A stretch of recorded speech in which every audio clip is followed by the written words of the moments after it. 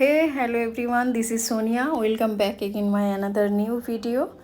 আজকে যে মিষ্টিটা আমি বানিয়েছি বা শো করছি সেটা অ্যাকচুয়ালি জন্মাষ্টমী স্পেশাল ছিল, বাট আমি যেহেতু জন্মাষ্টমীতে বাড়িতে ছিলাম না, আমি একটু কাজে খড়গপুরে ছিলাম, ফিরতে ফিরতে প্রায় সন্ধ্যা হয়ে গিয়েছিলো, যার জন্য এটা শেয়ার করা হয়নি।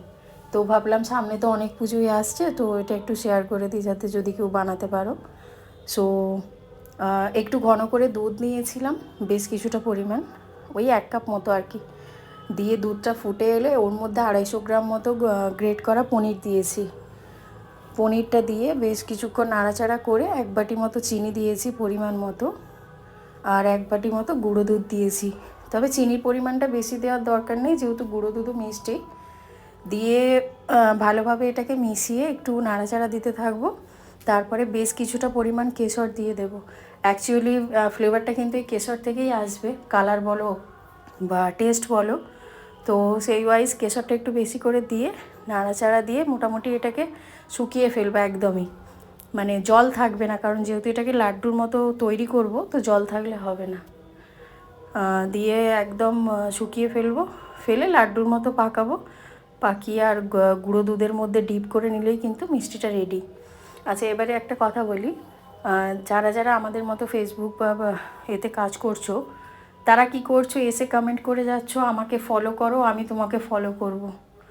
বা কিছু ক্রিয়েটার পোস্ট করছে নতুন বন্ধু চাই, তোমরা আমাকে ফলো করে যাও, আমি তোমাদের ফলো ব্যাক দিয়ে আসবো। একবার তাদের পেজগুলো চেক করবে, তাদের কিন্তু ফলোয়িং পেজ 0 রয়েছে, মানে তারা অন্যকে দিয়ে ফলো করাবে কিন্তু নিজেরা কাউকে ফলো করবে না, এই রকম ব্যাপার। তাই এইগুলো কারোর কাছে গিয়ে কমেন্ট করার দরকার নেই, নিজেরা নিজেদের মতো কাজ করে যাও, দেখবে ফলোয়ার অটোমেটিক এসে যাবে। আর এই সমস্ত ফলোয়ারের পিছনে ছুটেও লাভ নেই, এরা অ্যাক্টিভ ফলোয়ার নয়। তাই নিজের কাজ ভালোভাবে প্রেজেন্ট করে যাও, দেখবে অটোমেটিক সব কিছু গেইন করবে।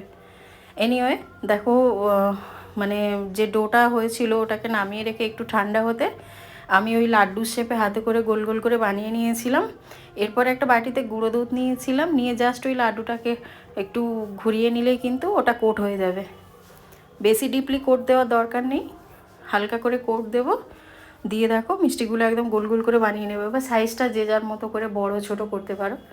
দিয়ে আর আমি একটু আমন্ডস দিয়ে ডেকোরেশন করেছিলাম, তোমরা চাইলে পেস্তাও দিতে পারো। সো মিষ্টিটা রেডি হয়ে গেছে, আর এত সুন্দর টেস্ট হয়েছে আমি বলে বোঝাতে পারবো না। যদি বাড়িতে বানাও, বড় বড় ব্র্যান্ডেড দোকানের মিষ্টিকেও হার মানাবে এই মিষ্টি। সো দেখো মিষ্টিগুলো রেডি হয়ে গেছে, কেমন লাগলো এটা জানিও কিন্তু। Thank you. দেখো আমি তুলে দেখাচ্ছি, এত সুন্দর হয়েছে। So thank you so much ভিডিওটা দেখার জন্য। আবার দেখা হবে পরবর্তী ভিডিওতে। বাই।